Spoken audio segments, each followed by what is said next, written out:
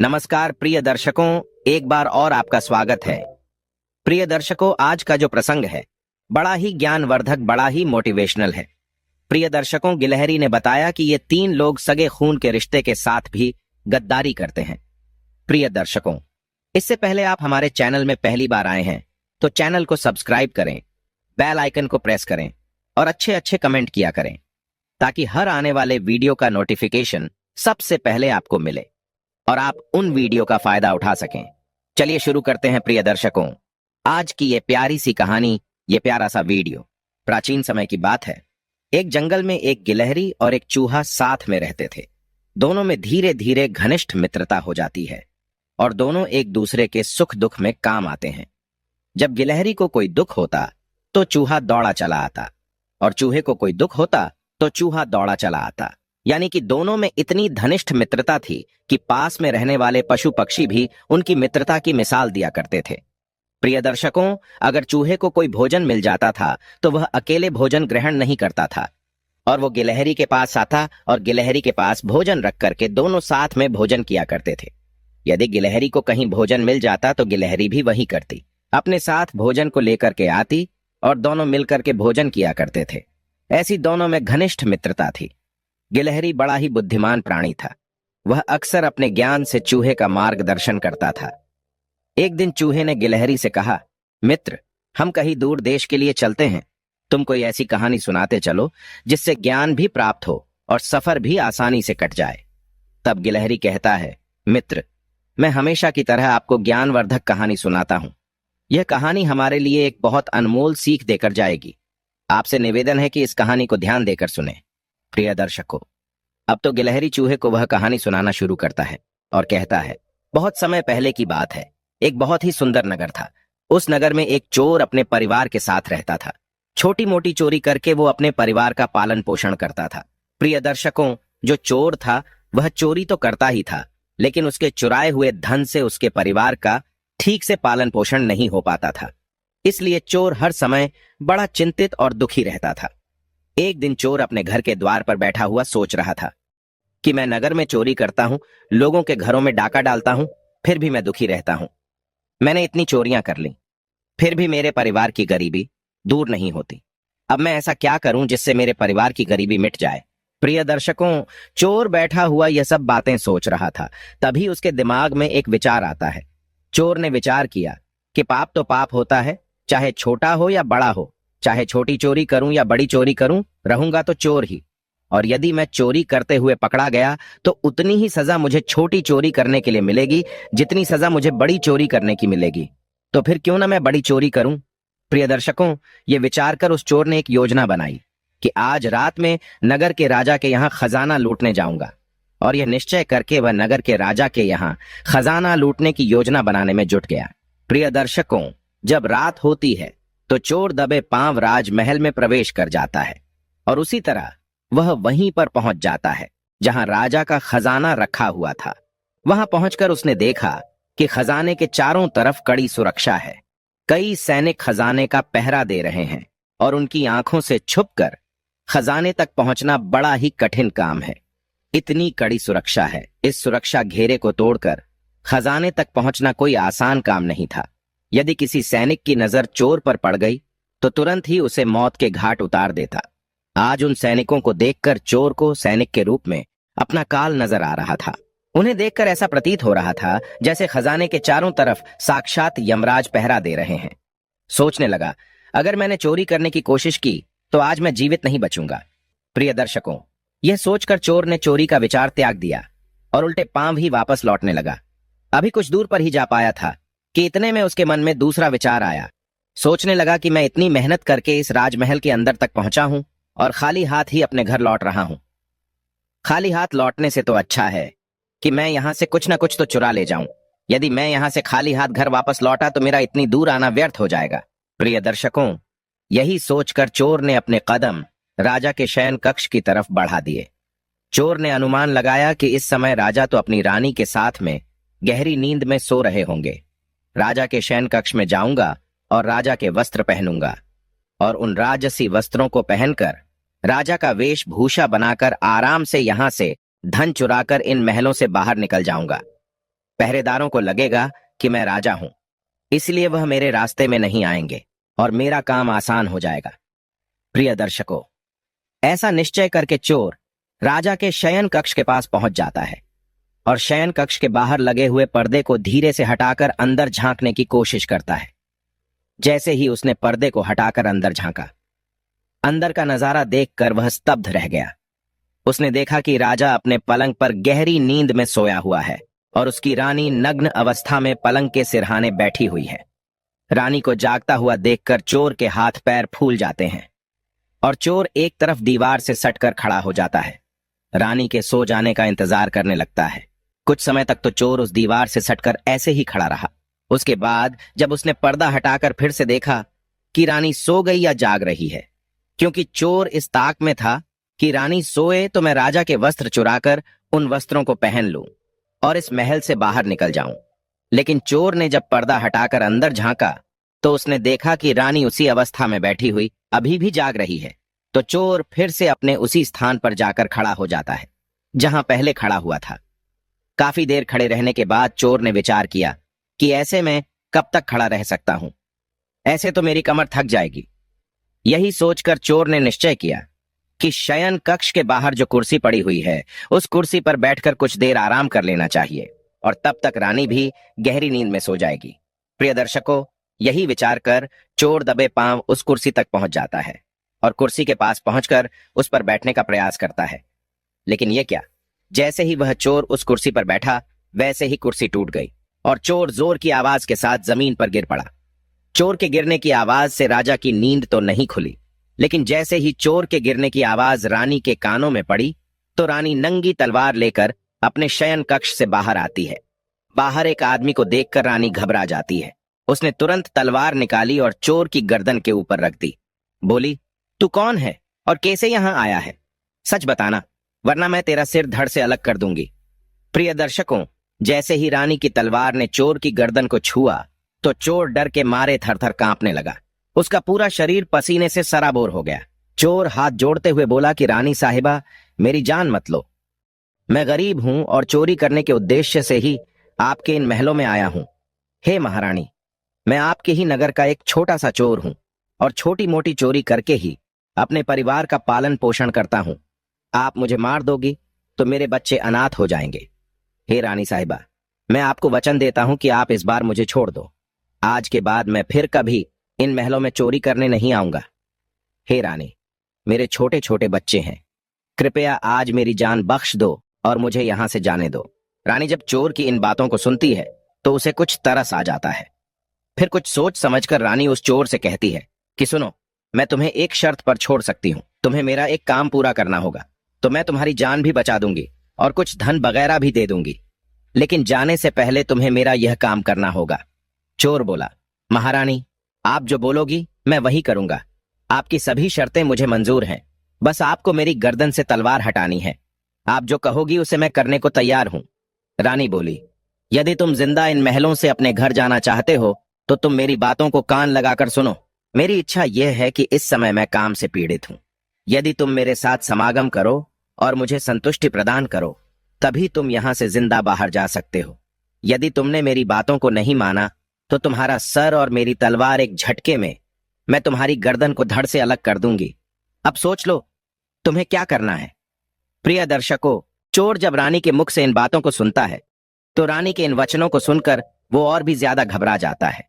चोर रानी से कहता है कि रानी साहिबा, आप ये क्या बोल रही हो? मैं कहाँ एक छोटा सा चोर और कहाँ आप इतने बड़े साम्राज्य की महारानी। मैं भला आपके साथ में ऐसा सोच भी नहीं सकता हूं। यह तो मेरे लिए सोचना भी पाप है। मेरी इतनी औकात नहीं जो मैं आपके साथ में ऐसा करने की सोचूं। रानी ने कहा, देखो, मुझे मत समझाओ कि क्या सही और क्या गलत है। मैं कुछ नहीं सुनना चाहती। वास्तव में तुम्हें जान प्यारी है तो मैं जैसा कहती हो तुम वैसा करो, वरना मरने के लिए तैयार हो जाओ। प्रिय दर्शकों, रानी का ऐसा प्रस्ताव सुनकर चोर की जान हलक में अटक गई। सोचने लगा कि आज तो मैं बड़ी मुसीबत में फंस गया हूं। मैंने रानी की बात नहीं मानी तो रानी मुझे मौत के घाट उतार देगी। यदि मैंने रानी की बात मान भी ली तो यह बात राजा को पता चल गई तो राजा मुझे कहीं का नहीं छोड़ेगा। प्रिय दर्शकों, चोर बड़ी दुविधा में फंस गया। चोर सोचने लगा अब मुझे क्या करना चाहिए? कैसे मैं इस मुसीबत से बाहर निकलूं? काफी देर सोच विचार करने के बाद जब उसको राहत नजर आई तो उसने रानी के साथ समागम करने की बात को स्वीकार कर लिया और रानी से हाथ जोड़कर बोला कि रानी साहिबा, मैं आपके साथ समागम के लिए सहमत हूं, लेकिन उससे पहले मैं आपसे 5 मिनट की मोहल्लत चाहता हूं। मुझे बहुत जोरों की लघुशंका लगी है। पहले आप मुझे लघुशंका से निवृत्त हो जाने दो, उसके बाद आप जैसा कहेंगी मैं वैसा करूंगा। चोर की इन बातों को सुनकर रानी ने चोर की गर्दन से तलवार हटाई और उसी तलवार से पेशाब खाने का इशारा करते हुए बोली कि देखो, सामने ही पेशाब घर है, तुम जल्दी से लघुशंका से निवृत्त होकर आओ, मैं तुम्हारा यहां खड़ी इंतजार कर रही हूं। रानी की सहमति मिलते ही चोर पेशाब खाने की तरफ चला गया। रानी वहीं पर खड़ी होकर उसके लौटने की प्रतीक्षा करने लगती है। प्रिय दर्शकों, जब चोर पेशाब खाने के अंदर पहुंचा तो चोर ने देखा कि पेशाब खाने में झरोखा बना हुआ है। उसने अपना दिमाग लगाया, अंधेरे का फायदा उठाया और रानी की नजर से बचकर वह वहां से भाग निकला। भागते भागते जब वह द्वार पर पहुंचा तो द्वार पर पहरा दे रहे एक सैनिक ने उसे पकड़ लिया और पकड़कर उससे पूछताछ करने लगा। चोर तो पहले से ही डरा हुआ था। उसने सैनिक को सारा हाल, सारा घटनाक्रम बता दिया कि वह एक चोर है और चोरी करने के इरादे से महलों में आया है, और साथ ही उसने यह भी बता दिया कि रानी की नजर मुझ पर पड़ गई है और अब वह मेरे साथ में समागम करना चाहती है। किसी तरह मैं रानी को चकमा देकर अपने घर लौट रहा था, इतने में आपने मुझे पकड़ लिया। सैनिक को उसने सारी बात सच सच बता दी और बोला, अब आप मुझे मेरे घर जाने दो। चोर की इन बातों को सुनकर सैनिक कहने लगा कि तुमने राजमहलों में घुसने का दुस्साहस किया है, मैं भला तुम्हें कैसे जाने दे सकता हूं। सैनिक के आगे हाथ जोड़ते हुए चोर बोला, बाबूजी, मैं बाल बच्चों वाला गरीब आदमी हूं, कृपया करके मुझे यहां से जाने दो। आज के बाद फिर कभी मैं इन महलों की तरफ मुड़कर नहीं देखूंगा। सैनिक ने कहा, ठीक है, ये ज्यादा मिन्नतें कर रहा है तो मैं तुम्हें एक मौका दे सकता हूं, लेकिन मेरी एक शर्त है। चोर बोला, ठीक है भाई, आप भी अपनी शर्त बता दो, मेरी रिहाई के बदले में आप मुझसे क्या करवाना चाहते हो। तो सैनिक कहने लगा कि सुनो भाई, यदि तुम यहां से जाना चाहते हो तो तुम्हें एक बार रानी के पास में फिर से जाना होगा और रानी से कहना होगा कि मैं तुम्हारे साथ समागम के लिए तैयार हूं, किंतु उससे पहले तुम्हें अपने हाथ से राजा को मारना होगा। यदि तुम रानी से ऐसा कहते हो तभी मैं तुम्हें यहां से जाने दूंगा, नहीं तो मैं तुम्हें अभी शोर मचाकर गिरफ्तार करवा दूंगा। प्रिय दर्शकों, पहरेदार की इन बातों को सुनकर चोर और दुविधा में फंस जाता है। चोर सोचने लगा कि वैसे तो मेरे प्राण भी बच सकते थे, परंतु अब नहीं बचेंगे। चोर सोचने लगा कि यदि रानी से मैंने यह बात कही तो रानी मेरा सर धड़ से अलग कर देगी। अब तो चोर को चारों तरफ मौत दिखाई दे रही थी। चोर सोचने लगा कि वह ऐसी कौन सी मनहूस घड़ी थी जो मेरे मन में राजमहल में चोरी करने का विचार आया। मैं यहां नहीं आता तो ही अच्छा था। पहरेदार जोर देकर कहने लगा, जल्दी बताओ, क्या सोचा है तुमने? रानी के पास जाते हो या फिर मैं शोर मचाऊं?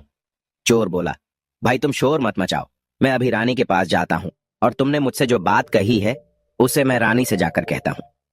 प्रिय दर्शकों, इस प्रकार वह चोर मजबूर होकर रानी के पास जाता है और रानी के सामने वही बात रख देता है जो सैनिक ने बताई थी कि रानी साहिबा, मुझे आपके साथ में संबंध बनाने में कोई ऐतराज नहीं, लेकिन मुझे इस बात का डर है कि यदि किसी तरह महाराज की नींद टूट गई और उन्होंने हमें देख लिया तो न तुम जिंदा बचोगी और न मैं। चोर बोला, हे रानी, यदि आप मेरे साथ में समागम चाहती हो तो उससे पहले तुम्हें अपने पति का सर काटना होगा। अगर तुम मेरी इन बातों को पूरा करती हो तो मुझे तुम्हारे साथ में संबंध बनाने में कोई आपत्ति नहीं है। यदि आप मेरी बातों से ऐतराज है तो मैं राजा के हाथों से मरने की उपेक्षा आपके हाथों मरना उचित समझूंगा। चाहो तो आप मुझे मार सकती हो। प्रिय दर्शकों, कामाग्नि में अंधी रानी चोर के मुख से जब इन बातों को सुनती है तो चोर की बातों को सुनकर वह कहती है कि बस इतनी सी बात, रुको, अभी मैं राजा साहब को मौत के घाट उतार देती हूं। और इतना कहकर रानी शयन कक्ष के अंदर चली जाती है और एक ही बार में महाराज का सिर धड़ से अलग कर देती है। प्रिय दर्शकों, जैसे रानी ने राजा का सिर काटा तो पूरा शयन कक्ष राजा के लहू से लथपथ हो गया। रानी भी राजा के खून से पूरी तरह भीग गई थी। राजा की मौत के बाद रानी ने उस भयानक मंजर को देखा तो उस मंजर को देखकर रानी बेहोश होकर गिर पड़ी। चोर को भी मौका मिल गया, इसलिए चोर भी चुपचाप वहां से फरार हो गया। इधर जब अगला दिन हुआ, अगले दिन की सुबह जब राज्य कर्मचारियों ने देखा, राजा के शयन कक्ष में राजा की सिर कटी लाश पड़ी है। राजा के शव के पास उनकी रानी बेहोश पड़ी है। इस नजारे को देखकर राजा के राजमहल में शोर मच गया कि कोई राजा साहब को मार गया है। मगर राजा साहब को मारने वाला कौन था, इस बात का किसी को कुछ पता नहीं चल पाया। लोग बड़े आश्चर्यचकित थे कि इतना कड़ा पहरा होने के बाद भी भला राजा साहब को कौन मार गया। इधर रानी भी दहाड़े मार मार कर रो रही थी। उसका भी बुरा हाल था। राज्य कर्मचारियों ने काफी तलाश किया, लेकिन किसी को यह पता नहीं चला कि राजा साहब को किसने मारा है। प्रिय दर्शकों, इस रहस्य को पूरे राजमहल में एक सैनिक ही जानता था, जो कल रात उस चोर से मिला था। उसे पक्का यकीन था कि रानी और चोर में से किसी एक ने ही राजा को मारा है, परंतु उसने इस बात की चर्चा किसी से नहीं की, क्योंकि उसे ऐसा लगता था कि मैंने यदि किसी को इस बारे में बताया तो कोई भी मेरी बातों पर यकीन नहीं करेगा, उल्टा मुझे ही दोषी ठहराया जाएगा। यही सोचकर उसने अपना मुंह बंद रखा। और दूसरा कारण भी था कि जब सभी लोग राजा के अंतिम संस्कार की तैयारियां कर रहे थे, उसी समय रानी ने घोषणा कर दी थी कि वह अपने पति के साथ सती होना चाहती है। जब लोगों ने सुना कि रानी अपने पति के साथ सती होना चाहती है, तो इस घोषणा से तो उनके भी मुंह बंद हो गए, जो दबी जुबान रानी पर संदेह जता रहे थे। क्योंकि रानी अगर राजा साहब की हत्या करती तो फिर वह राजा साहब के साथ सती क्यों होती। प्रिय दर्शकों, जब राजा के अंतिम संस्कार की तैयारियां पूरी हो गईं, तो राजा के मृत शरीर को शमशान घाट ले जाया गया और शमशान घाट ले जाकर राजा के अंतिम संस्कार के लिए चिता चुनी गई। रानी भी अपने पति के साथ चिता पर जाकर बैठ गई। सब नगरवासी बारी बारी से चिता पर लकड़ियां लगाते जा रहे थे और राजा रानी को प्रणाम करते हुए आगे बढ़ते जा रहे थे। सभी लोगों की जुबान पर एक ही बात थी कि रानी अपने पति से बहुत प्यार करती है, इसलिए जिंदा ही अपने पति के साथ सती होने जा रही है। प्रिय दर्शकों, इसी क्रम में जब उस सैनिक की बारी आई जो इस रहस्य को जानता था, वह सैनिक जब राजा की चिता पर लकड़ी रखने पहुंचा तो उसने धीरे से रानी के कान में कहा, महारानी, आप तो सती हो जाओगी, फिर मेरी जिज्ञासा का समाधान कौन करेगा। रानी ने कहा, कैसी जिज्ञासा। तो सैनिक बोला कि रानी साहिबा, जाते जाते मुझे तुम इतना तो बता दो कि राजा साहब को किसने मारा है, वो चोर जो कल तुम्हारे महलों में आया था, या फिर आपने। प्रिय दर्शकों, सैनिक के मुंह से जब रानी ने इन शब्दों को सुना तो रानी इन शब्दों को सुनकर एकदम से चौंक पड़ी। वह समझ गई इसका मतलब इस भेद को यह सैनिक जानता है। रानी ने कहा कि सुनो सैनिक, राजा को न तो मैंने मारा है और न ही उस चोर ने मारा है। अगर तुम्हें यह रहस्य जानना है कि राजा को किसने मारा है, तो उसके लिए तुम्हें नगर के बाहर उत्तर दिशा में जो जंगल है, उस जंगल में जाना होगा। उस जंगल में एक बुढ़िया अपनी कुटिया बनाकर रहती है। वह बुढ़िया तुम्हें यह बता सकती है कि राजा को किसने मारा है। प्रिय दर्शकों, रानी का उत्तर सुनकर उस सैनिक की जिज्ञासा और बढ़ गई। वह जल्द से जल्द इस रहस्य को जानना चाहता था। उसने राजा की चिता पर लकड़ी रखी और अन्य लोगों की तरह प्रणाम करके आगे बढ़ गया। अगला दिन होता है तो अगले दिन की सुबह वह सैनिक रानी के बताए अनुसार जंगल को चल देता है। जब जंगल के नजदीक पहुंचा तो उसे वहां पर कुटिया दिखाई दी जिसमें वह बुढ़िया रहती थी। सैनिक उस बुढ़िया के पैर पकड़कर बोला कि मां, मैं एक रहस्य जानने के लिए आपके पास आया हूं। मैं यह जानना चाहता हूं कि राजा साहब को किसने मारा है। प्रिय दर्शकों, सैनिक की इन बातों को सुनकर वह बुढ़िया बोली, बेटा, अगर तुझे यह रहस्य जानना है कि राजा साहब को किसने मारा है, तो उसके लिए तुझे एक काम करना होगा। बेटा, मेरी कुटिया के सामने एक बकरा बंधा हुआ है। तुझे यह जानना है तो तुझे अपनी तलवार से एक ही बार में उस बकरे की गर्दन को काटना होगा। जैसे तू उस बकरे की गर्दन को काटेगा, वैसे ही उस बकरे का धड़ वहीं गिर जाएगा और उसका सिर हवा में उड़ने लगेगा। बेटा, जैसे ही उस बकरे का सिर हवा में उड़ने लगे, वैसे तुम उस बकरे के कान पकड़ लेना। बकरे का सिर तुम्हें जिस जगह पर ले जाए तो वहां चले जाना। उस स्थान पर पहुंचकर तुम्हें तुम्हारे प्रश्न का उत्तर मिल जाएगा कि राजा को किसने मारा है। प्रिय दर्शकों, जैसे ही सैनिक बुढ़िया के इन वचनों को सुनता है तो तुरंत ही कुटिया से निकलकर बाहर आ जाता है। कुटिया के बाहर निकलकर सैनिक देखता है कि सचमुच कुटिया के बाहर एक बकरा बंधा हुआ है। बकरे को देखकर सैनिक तुरंत अपनी तलवार निकालता है और एक ही वार में बकरे का सिर धड़ से अलग कर देता है। प्रिय दर्शकों, बकरे का सिर कटते ही वह सर हवा में उड़ने लग जाता है। सैनिक ने झट से उसके कान पकड़ लिए। बकरे के सिर के साथ सैनिक भी हवा में उड़ने लग जाता है। काफी देर के बाद वो सिर्फ सैनिक को लेकर एक भयानक जंगल में जाता है, जहां पर एक बड़ी सी गुफा बनी हुई थी। उस गुफा के द्वार पर जाकर बकरे का सिर नीचे उतर जाता है। सैनिक सोचने लगा कि इस जंगल में मुझे कोई मनुष्य दिखाई नहीं दे रहा है, फिर मेरे सवालों का जवाब कौन देगा? कौन इस रहस्य से पर्दा उठाएगा कि राजा को किसने मारा है? जिस गुफा के सामने खड़ा हुआ वह सैनिक यह सोच रहा था कि वो एक राक्षस की गुफा थी। प्रिय दर्शकों, वो एक राक्षस की गुफा थी जिसमें राक्षस अपनी बेटी के साथ में रहता था। जिस समय वो सैनिक गुफा के सामने पहुंचा उस समय शाम हो चुकी थी और उस समय राक्षस अपनी बेटी को गुफा में अकेला छोड़कर भोजन की तलाश में गुफा से बाहर बहुत दूर जा चुका था।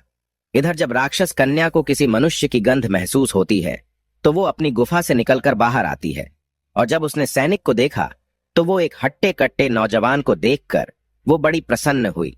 उसने देखा कि उसके गुफा के द्वार पर एक नौजवान खड़ा है।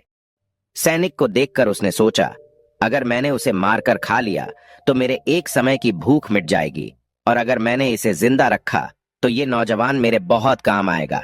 मैं इसे खिलौना बनाकर अपने पास रखूंगी, ये मेरा मन बहलाएगा। प्रिय दर्शकों, ये विचार आते ही राक्षस कन्या ने तुरंत एक सुंदर सी लड़की का रूप बनाया और उस सैनिक के सामने जाकर खड़ी हो गई। जैसे ही सैनिक की नजर उस राक्षस कन्या पर पड़ती है तो अपने सम्मुख इतनी सुंदर सी स्त्री को देखकर वो उस राक्षसी कन्या पर मोहित हो जाता है, क्योंकि आज तक उसने अपने जीवन में इतनी सुंदर स्त्री को नहीं देखा था। इधर वो राक्षस कन्या तो सैनिक पर पहले से ही मोहित थी। जब उसने देख लिया कि नौजवान भी मेरी सुंदरता पर मोहित हो गया है तो उसने सैनिक को अपने साथ चलने का आग्रह किया, जिससे सैनिक ने भी सहर्ष स्वीकार कर लिया, और इस तरह से वो सैनिक उस राक्षसी के साथ उस गुफा में चला जाता है। सैनिक अपने सवाल के जवाब के लिए इतनी दूर भयानक जंगल में आया था जिसका एकमात्र उद्देश्य राजा की मौत के रहस्य को जानना था। वो सैनिक अपना उद्देश्य तो भूल गया और उस राक्षस कन्या के साथ रमण करने लगा। प्रिय दर्शकों, इधर जब राक्षस के आने का समय होता है तो राक्षस कन्या को नौजवान के प्राणों की चिंता होती है। वो राक्षस कन्या सोचने लगी कि यदि मेरे पिता ने इस नौजवान को देख लिया तो वो इसे जिंदा खा जाएगा। यही सोचकर जैसे ही राक्षस के आने का समय होता है, उस राक्षस कन्या ने अपनी माया से उस नौजवान को एक कीड़ा बना दिया और उससे कीड़ा बनाकर दीवार पर चिपका दिया, और उसके बाद वो राक्षसी के रूप में बदल गई। इधर जब राक्षस अपनी गुफा में लौटकर वापस आता है तो उसने अपनी लड़की से पूछा कि बेटी, क्या बात है, आज मुझे इस गुफा में मानुस गंध क्यों आ रही है? क्या मेरे पीछे इस गुफा में कोई मनुष्य आया था? पिता की इन बातों को सुनकर राक्षस कन्या बहाना बनाते हुए बोली कि पिताजी, आप भी कैसी बातें कर रहे हो? इस भयानक जंगल में मनुष्य कैसे आ सकता है? यदि गलती से भी आ भी गया तो मैं उसे कच्चा ही चबा जाऊंगी। आप फिक्र मत करिए, किसी मनुष्य में इतनी हिम्मत नहीं है जो हमारी गुफा तक पहुंचे। चलिए पिताजी, आप थक गए होंगे, आप सो जाइए, मैं आपका सिर दबा देती हूं। प्रिय दर्शकों, इस प्रकार वो राक्षस कन्या अपने पिता को गुमराह कर देती है और उस नौजवान सैनिक के बारे में अपने पिता को कुछ नहीं बताती। अब तो उस राक्षस कन्या का यह रोज का नियम बन गया था। जैसे रात होती थी, राक्षस अपने शिकार के लिए गुफा से बाहर जाता है तो वह सैनिक को पुनः पुरुष बना देती थी। जैसे ही राक्षस के लौटने का समय होता तो वो उसे कीड़ा बनाकर दीवार पर चिपका देती थी। इस प्रकार सैनिक को राक्षस की गुफा में रहते रहते काफी समय बीत जाता है। जब उस सैनिक को राक्षस की गुफा में काफी समय बीत गया, जब उसका राक्षस की कन्या से मन भर गया तो उसे अपने बीवी बच्चों की याद सताने लगी। परंतु वो राक्षस कन्या के चंगुल में था और उसके चंगुल से निकलना कोई आसान कार्य नहीं था। ऐसे ही चलते चलते जब कुछ दिन और बीते तो एक दिन उस सैनिक को गुफा से भागने का मौका मिल जाता है। हुआ यूं कि एक दिन जब राक्षस अपनी बेटी को गुफा में अकेला छोड़कर जंगल में शिकार के लिए चला जाता है तो पिता के जाने के बाद उस राक्षस कन्या ने मच्छर बने हुए सैनिक को पुनः पुरुष बना दिया और उसके साथ प्रेम करने लगी। उसके बाद वो उसे मच्छर बनाना भूल गई और सैनिक से बातें करते करते उसे नींद आ गई। इसी मौके की तलाश में तो सैनिक था कि कब मुझे मौका मिले और मैं यहां से भागूं। प्रिय दर्शकों, जैसे ही उस सैनिक को यह मौका मिला तो सैनिक दबे पांव उस गुफा से बाहर निकल जाता है। गुफा से बाहर आकर सैनिक ने विचार किया कि मुझे राक्षस कन्या से तो छुटकारा मिल गया है, लेकिन अपने नगर तक मैं कैसे पहुंचूंगा? मुझे तो अपने नगर का रास्ता भी नहीं पता है। फिर भी सैनिक ने हार नहीं मानी। उसने ईश्वर का नाम लिया और अनुमान से ही एक दिशा की ओर दौड़ लगा दी। कई दिनों तक भागने दौड़ने के बाद आखिर वह अपने नगर पहुंच जाता है। जब वह अपने नगर में पहुंचा और अपने परिवारजनों से मिला, अपने बीवी बच्चों से मिला, तो उनसे मिलकर उसे बड़ा अच्छा लगा। अपने परिवार से मिलते हुए सैनिक सोच रहा था कि अच्छा हुआ जो राक्षस कन्या की आंख लग गई और मैं वहां से भाग आया। यदि मुझे यह मौका नहीं मिलता तो न जाने कब तक वो मुझे अपने पास कीड़ा बनाकर रखती। भगवान का लाख लाख शुक्र है जो मुझे यह मौका मिल गया। प्रिय दर्शकों, इस प्रकार उस सैनिक को अपने घर आए हुए भी काफी दिन बीत जाते हैं। जब काफी समय उसने अपने घर पर बिता लिया तो उसे फिर से उस राक्षस कन्या की याद सताने लगती है। सैनिक सोचने लगा, कितनी सुंदर थी वह स्त्री, मेरा कितना ख्याल रखती थी। मुझे इस तरह से उसे अकेला छोड़कर नहीं आना चाहिए था। उसने मेरा कितना ख्याल रखा, मुझे इतना प्यार दिया, और मैंने उसके साथ में क्या किया, आते समय उससे मिला तक नहीं। मुझे इस तरह उसे छोड़कर नहीं आना चाहिए था। प्रिय दर्शकों, जब यह ख्याल सैनिक के मन में आता है तो उसकी बेचैनी बढ़ने लगती है। अब तो रात दिन वह उसके ख्यालों में खोया रहता था। अब तो उसे न रोटी अच्छी लगती थी न पानी, सारा दिन उसके ही बारे में सोचता रहता था। जब उसकी बेचैनी बढ़ने लगी तो सैनिक उस राक्षस कन्या से मिलने के लिए छटपटाने लगा और उसने निश्चय किया कि चाहे कुछ भी हो जाए लेकिन एक बार वह उस कन्या से मिलकर जरूर आएगा। यह निश्चय करके सैनिक उस बुढ़िया के पास भी पहुंच जाता है और उस बुढ़िया से हाथ जोड़कर कहता है, मां जी, जिस स्थान पर आपने मुझे पहले भेजा था उसी स्थान पर मैं दोबारा से जाना चाहता हूं। बुढ़िया ने जब सैनिक को देखा तो बुढ़िया सैनिक को देखकर पहचान गई कि यह तो वही सैनिक है जो कुछ दिन पहले मेरे पास राजा के हत्यारे का पता लगाने के लिए आया था। बुढ़िया बोली, बेटा, जिस काम के लिए मैंने तुम्हें उस जंगल में भेजा था, क्या तुम्हारा काम अभी वह पूरा हुआ कि नहीं? सैनिक बोला, मां छोड़िए उन बातों को, मुझे उन बातों से क्या लेना देना कि राजा को किसने मारा। मैं तो उससे भी ज्यादा जरूरी कार्य के लिए आपके पास में आया हूं। मां जी, बस एक बार आप मुझ पर कृपा कर दो और मुझे उस स्थान पर पहुंचा दो। बस मैं एक बार उस स्थान पर जाना चाहता हूं। प्रिय दर्शकों, अब तो सैनिक उस बात को भूल चुका था कि मैं पहली बार इस बुढ़िया के पास में क्यों आया था। अब तो सैनिक को केवल उस राक्षस कन्या से मिलना था। उसके अंदर उस कन्या से मिलने के लिए बेचैनी बढ़ती जा रही थी। वो बार बार बूढ़ी औरत से उस स्थान पर पहुंचाने की मिन्नतें कर रहा था। सैनिक की इस बेचैनी को देखकर बुढ़िया समझ गई कि यह सैनिक काम के वशीभूत है। उस बुढ़िया ने कहा कि बेटा, पहले तो मेरे पास में एक बकरा था जिसके तुम कान पकड़कर वहां पहुंच गए थे, लेकिन अब तो मेरे पास दूसरा बकरा नहीं बचा है। अब मैं तुम्हें वहां कैसे पहुंचा सकती हूं? तब सैनिक ने कहा कि माता जी, मैं तुम्हारा जीवन भर ऋणी रहूंगा। आप मुझे किसी भी तरह उस स्थान पर पहुंचा दो। मैं एक बार उस राक्षस कन्या से मिलना चाहता हूं। आप किसी तरह मुझे उस लड़की से मिलवा दो।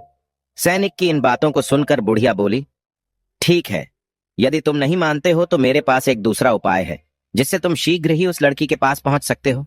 जब सैनिक ने पूछा क्या उपाय है तो बुढ़िया कहने लगी कि बेटा, तुम उस लड़की से मिलना चाहते हो तो उसके लिए तुम्हें अपने बड़े बेटे को मेरे पास लाना होगा।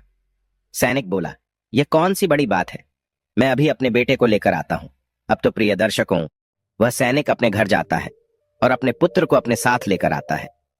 इतना कहकर सैनिक अपने घर पहुंचा और अपने बड़े बेटे को लेकर बुढ़िया के पास आया तो बुढ़िया से कहने लगा, माता जी, मैं अपने बेटे को अपने साथ ले आया हूं, बताइए मुझे क्या करना है। बुढ़िया बोली, बेटा, तुम्हें ज्यादा कुछ नहीं करना है। जिस प्रकार तुमने उस बकरे का सिर काटा था उसी प्रकार तुम्हें अपने पुत्र की गर्दन काटनी है। जिस तरह तुम बकरे के कान पकड़कर उस स्थान पर पहुंचे थे उसी तरह तुम्हारे बेटे का सर भी तुम्हें उस स्थान पर पहुंचा देगा। प्रिय दर्शकों, काम के वशीभूत वह सैनिक लड़की से मिलने के लिए अपने बच्चे का सिर काटने के लिए तैयार हो जाता है। जैसे ही सैनिक अपने बेटे का सर काटने के लिए तलवार उठाता है, वैसे ही बुढ़िया उस सैनिक का हाथ पकड़ लेती है और कहती है, ठहरो नौजवान, यही तुम्हारे प्रश्न का जवाब है।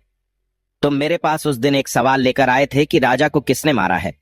तो सुनो नौजवान, राजा को न तो चोर ने मारा था और न ही रानी ने मारा था। राजा को तो सिर्फ काम वासना ने मारा था। जिस तरह आज तुम काम वासना में अंधे होकर अपने ही बेटे को मारने के लिए तैयार हो गए, इसी काम वासना के वशीभूत होकर मनुष्य अंधा हो जाता है और वह इतना घृणित कार्य कर देता है जिसकी कोई कल्पना भी नहीं कर सकता। वासना का अंधा रिश्ते को तार तार कर देता है। कब किसकी जान ले ले कोई नहीं जानता। इसलिए कोई कितना भी सगा हो, वासना के अंधे का कभी विश्वास नहीं करना चाहिए। बुढ़िया आगे समझाते हुए बोली, बेटा, दूसरा होता है धन का लालची। धन का लालची व्यक्ति भी कभी किसी का सगा नहीं होता। जो व्यक्ति धन का लालची होता है उसके लिए भी कोई चीज मायने नहीं रखती। ऐसे लोग थोड़े से धन के लालच में सभी सीमाएं लांघ जाते हैं। धन के लालची व्यक्ति का भी कभी विश्वास नहीं करना चाहिए। बेटा, अब मैं तुम्हें तीसरे व्यक्ति के बारे में बताती हूं जिसके ऊपर भी कभी भूलकर भी विश्वास नहीं करना चाहिए। बेटा, वह क्रोधी इंसान। जिन व्यक्तियों का स्वभाव क्रोधी किस्म का होता है, ऐसे लोग भी विश्वास के काबिल नहीं होते। क्रोधी मनुष्य क्रोध में अंधा होकर वो सब कुछ कर डालता है जिसका अंजाम पछताने के अलावा कुछ नहीं होता है। क्रोधी मनुष्य की बुद्धि सबसे सुन्न हो जाती है। क्रोधी मनुष्य को अपना पराया कुछ नहीं दिखाई देता। क्रोधी मनुष्य से सदा सावधान रहना चाहिए। तो पुत्र, ये थे वो 3 लोग जिनसे हमेशा बच के रहना चाहिए। ये लोग किसी भी हद तक जा सकते हैं। ये 3 लोग सगे अपने खून के साथ भी गद्दारी कर सकते हैं। आगे बुढ़िया उस सैनिक को समझाते हुए बोली, बेटा, जंगल में कोई कन्या नहीं है। ये तो सब मेरी रची हुई माया थी।